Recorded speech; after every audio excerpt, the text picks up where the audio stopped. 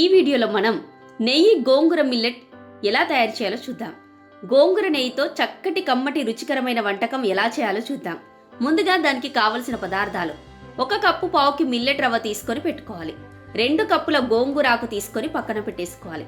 ఇప్పుడు తయారు చేయ విధానం ఏంటో చూద్దాం.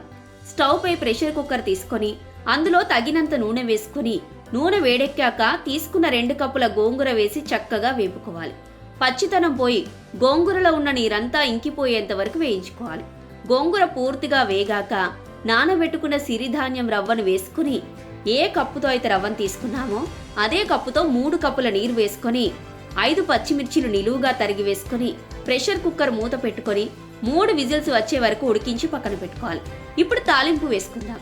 ఇక తాలింపుకు కావలసిన పదార్థాలు: ఎండుమిర్చి, 1 టీ స్పూన్ జీలకర్ర, టీ స్పూన్ ఆవాలు, కరివేపాకు, వెల్లుల్లి రెబ్బలు, 6 వెల్లుల్లి రెబ్బల్ని క్రష్ చేసి పెట్టుకొని ఇప్పుడు స్టవ్ పై కడాయి తీసుకొని తగినంత నూనె వేసుకొని నూనె వేడెక్కాక ఆవాలు, జీలకర్ర వేసుకోవాలి.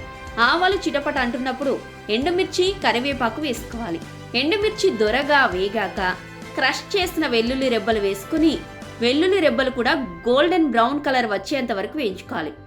ఇప్పుడు ఉడికించుకున్న గోంగూర మిల్లెట్ను తగినంత నీరు కలుపుకొని బాగా కలియబెట్టి ఉప్పు సరి చూసుకోవాలి.